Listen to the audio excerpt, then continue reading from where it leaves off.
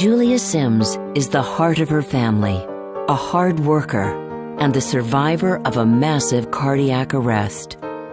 The symptoms that I began to notice that were so intense were in my upper shoulders and neck and back. Had had indigestion for a long time.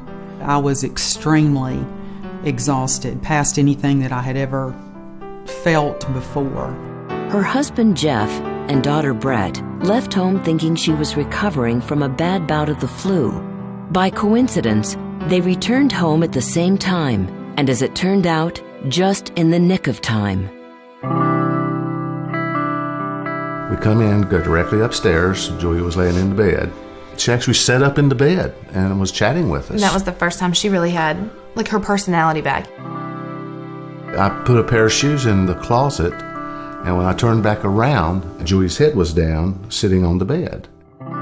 She didn't move, so I walked over to her, lifted her head up. Her eyes were set. She was not responding at all. Her eyes were a yellowish green look. I once hollered for Brett, and then I laid her back on the bed. Really, at that point, I had no idea what was going on. I had 911 on the line, which the young lady was fantastic that I was on with. Within a minute, we timed it. We were starting CPR, and I had no CPR training whatsoever. Within 4 minutes, I felt this guy push me off of Julia. It was one of the first responders, firemen. I prepared her and prepared the FRX AED to put the pads on her chest and delivered the first shock. We shocked her 6 times without the AED to shock her heart and bring it from ventricular fibrillation back to perfusing a good rhythm. It's most likely that she would not have survived. She was brought quickly to the cath lab. It was a very difficult case. She was very unstable on the table, and we had to shock her a number of times and do CPR during the procedure. Long procedure.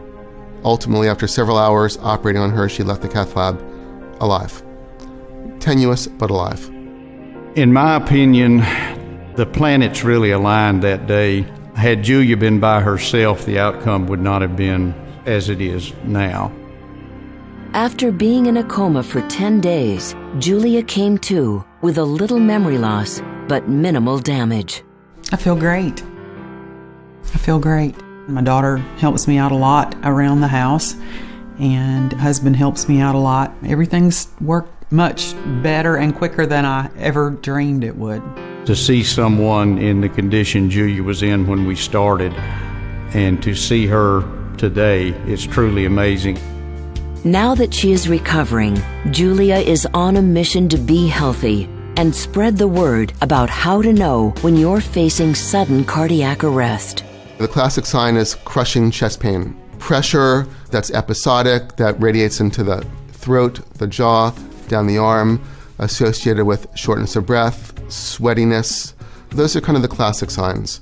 I had neither one of those things leading up to this. Women, for some reason, have not so classic signs. Shortness of breath, nausea, fatigue, neck and back pain, epigastric pain. A lot of discomfort between the abdomen and the chin can be misconstrued. Doctors can say, well, you're having reflux, or you're having chest wall pain, or you're having an anxiety attack. Even if the tests are appropriate and the results come back normal, doesn't necessarily mean you don't have heart disease. Julia is also on a mission to educate people on the importance of defibrillators like the Philips HeartStart AED, which helped save her life.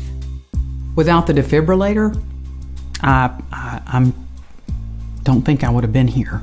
I think the defibrillator is really what got Julia's heart, the rhythm started back. I don't think she would have made it without that.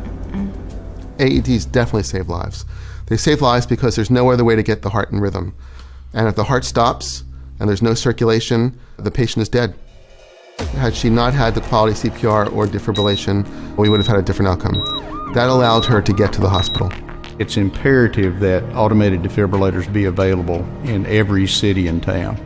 I look forward to buying one. I look forward to buying a defibrillator that I can use in my home. Because it's one of those things that you hope you never need, but when you do need it, you hope you have it. Julia has been forever changed since her cardiac arrest. She has formed close bonds with her rescuers and has nothing but gratitude towards everyone who made it possible for her to be here today. I feel very fortunate and very blessed. Everything that happened that day was just, it all was perfect. And those people who developed that defibrillator were a part of that.